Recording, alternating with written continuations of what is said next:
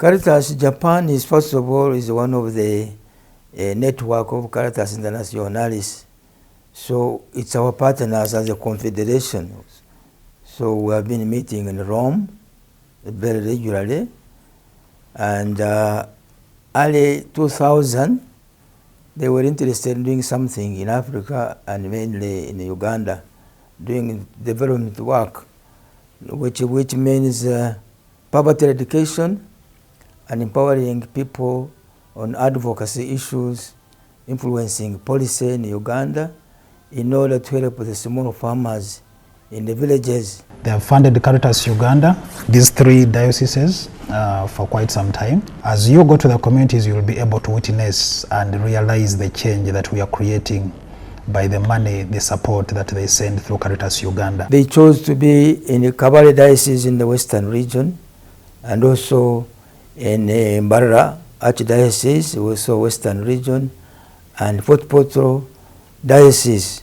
One of the projects that we have here in Mbarara, it's we call it SAP, and this is a sustainable agriculture project, and this is funded by Caritas Japan. This project has been here in the Archdiocese of Mbarara for some time. It began way back with one of the parishes of Buhungiro, then it moved on to Kenyana, Chezimbere, then Kabuyanda, and now we are in Ntungamo district in Ruoho. This is Kabale diocese, and Kabale is here. It has a hill terrain, and many people live in the hills and cultivate some in the valleys.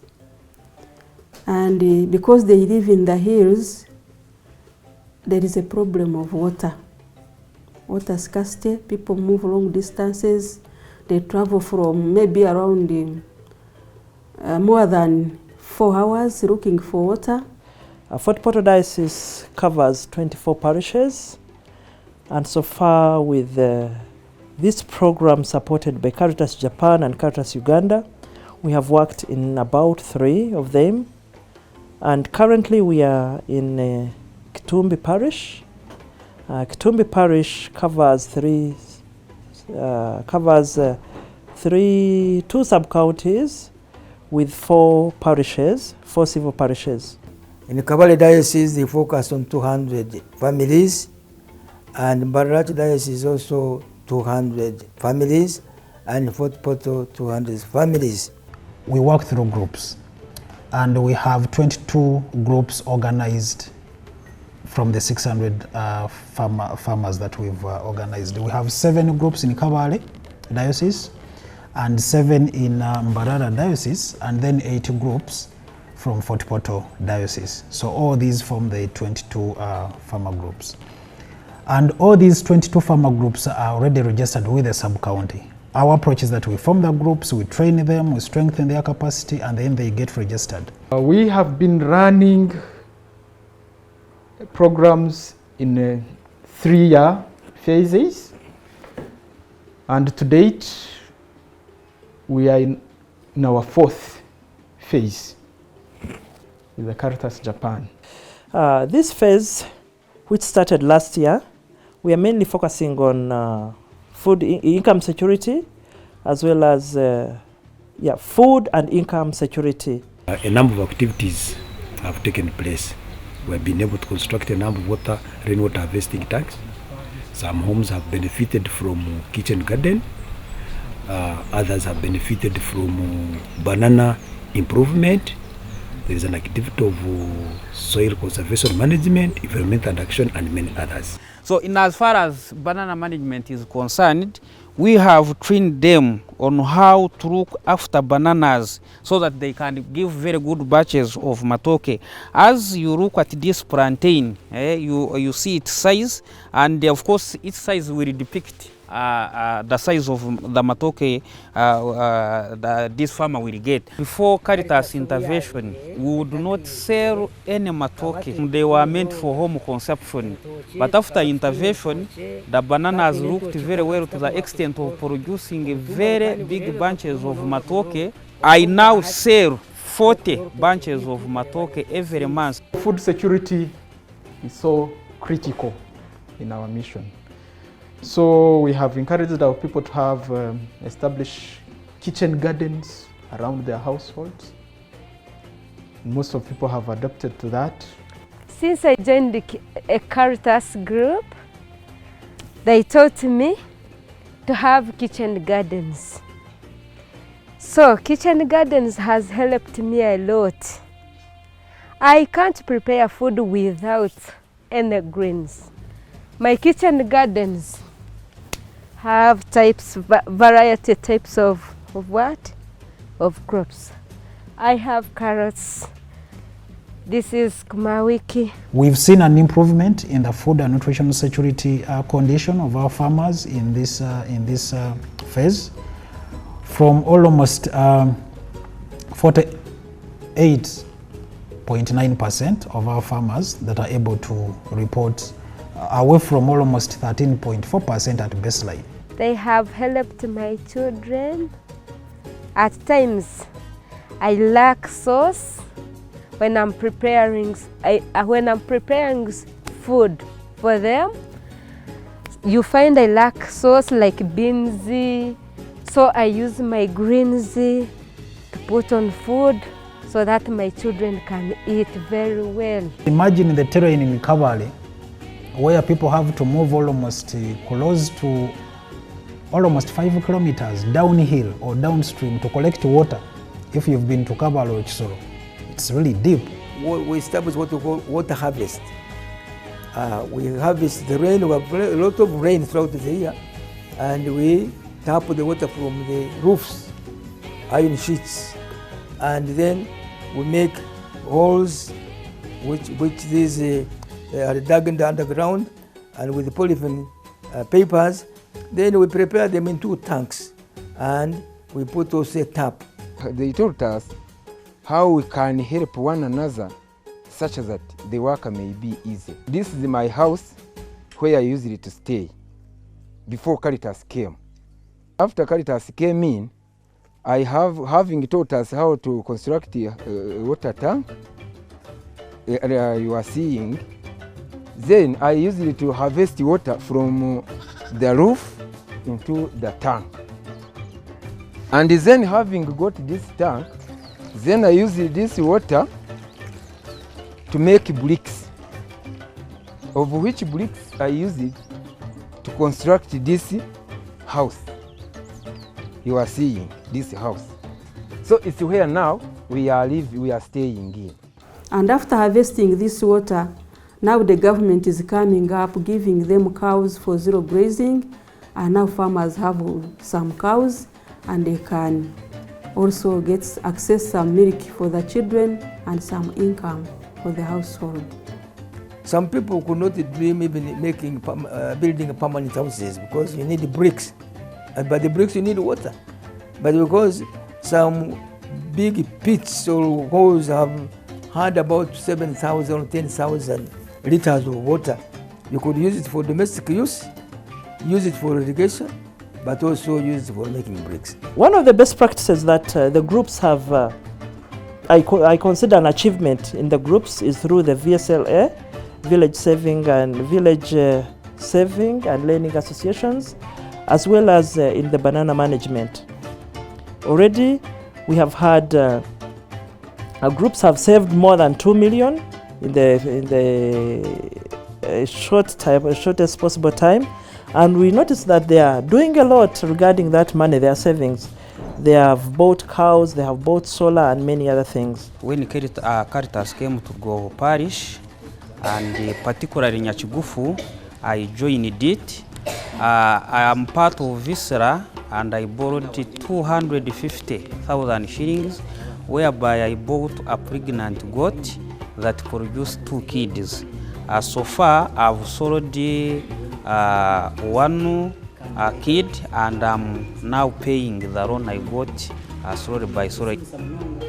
The other approach that we use, and it's of course one of our exit strategies, is that away from the linkages of these groups to other partners working within the communities or even to other government programs, we also ensure that the old groups that we phase out, we build linkages within themselves, but also to the new groups.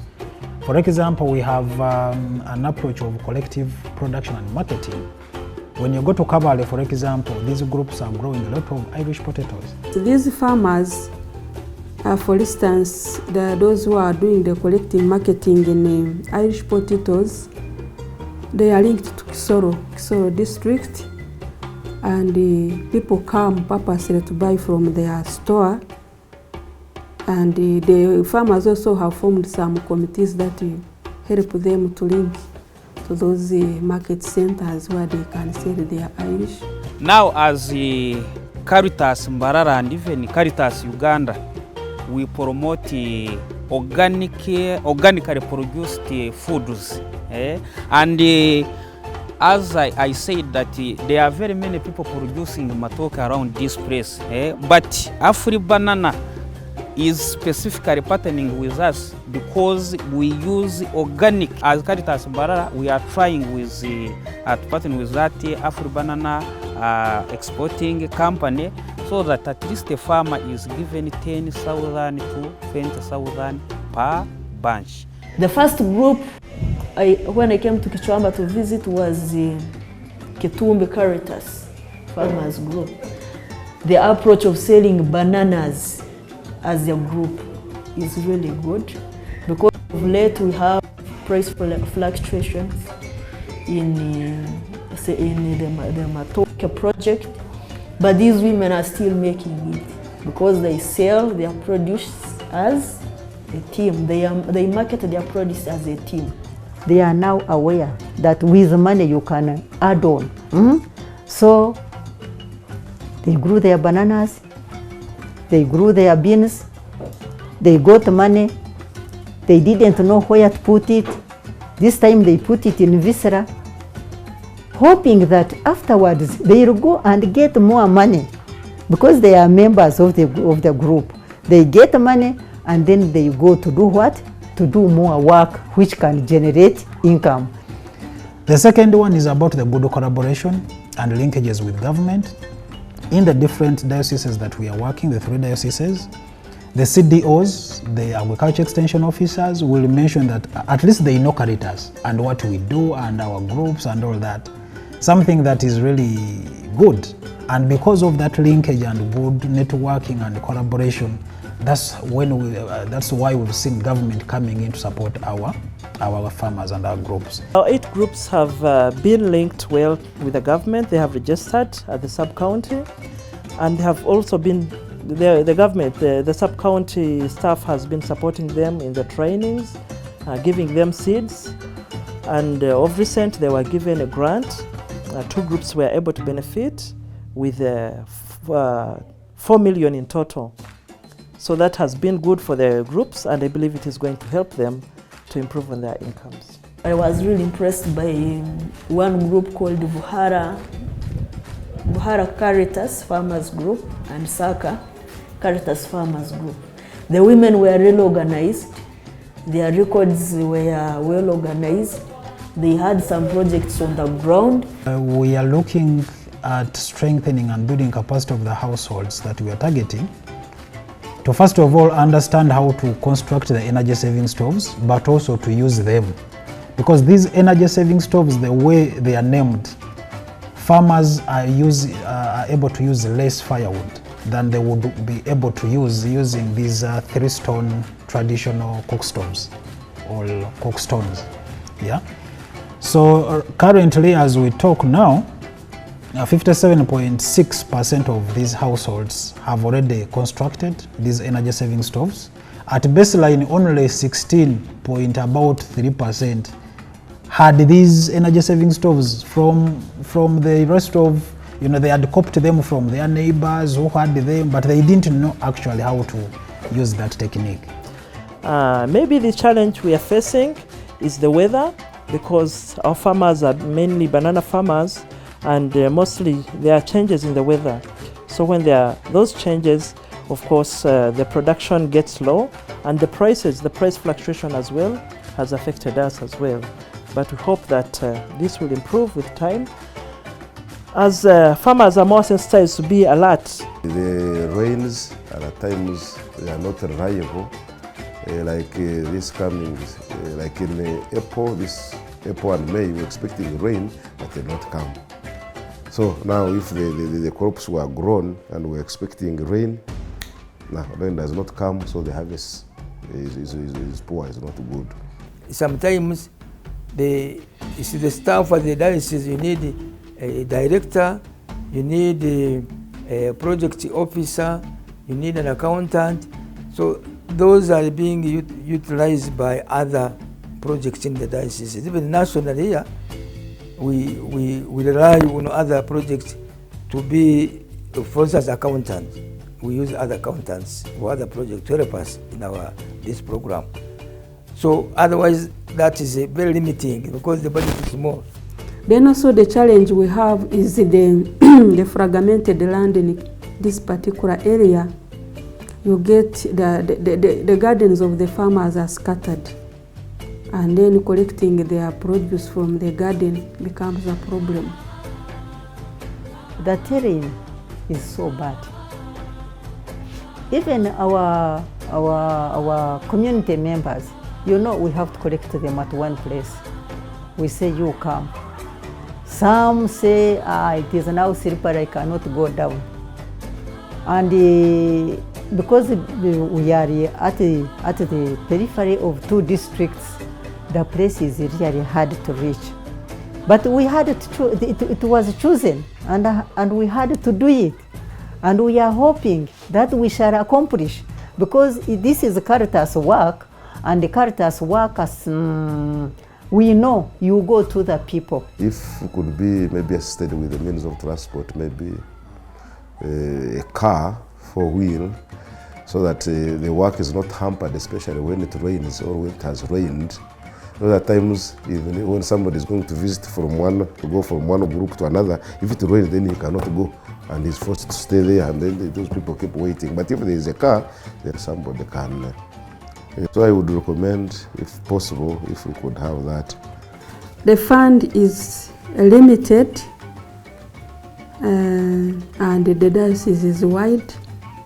Where we have worked, we see some improvement, and we pray that in the future, if we get people of good will, so that we can expand this project so that it becomes bigger and have a bigger coverage.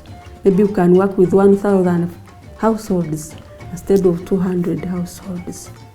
So that is our prayer too, so that the project continues reaching out to the needy people within our diocese. The key achievements, I think, now for the national office, it has helped us to know how to identify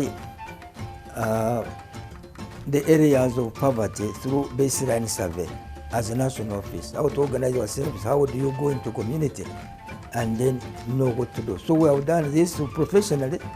It has an achievement for the national office, but also another achievement is bringing people together in the villages, in associations, in groups, where people didn't know how to work together, but now they began focusing on poverty eradication and uplifting the way of living. That achievement to bring people together, which was not there, for focusing on fighting poverty and income generating together.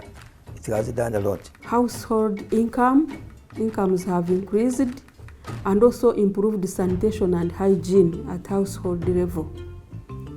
The family relations have improved greatly.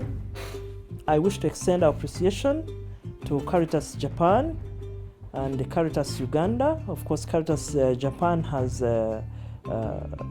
provided the funds.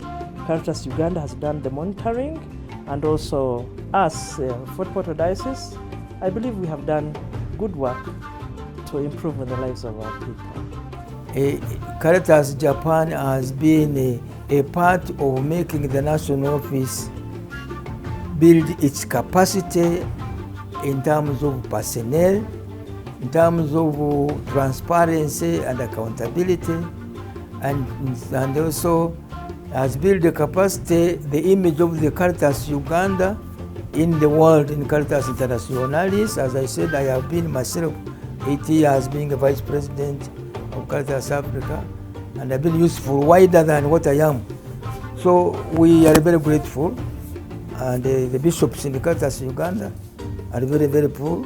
The president of Caritas Uganda is His Grace Dr. Cyprian Rwanga of the Archdiocese of Kampala. Is also very grateful for the work that Christians and other good wishers in Caritas Japan that have helped us. And the whole conference also has been very good.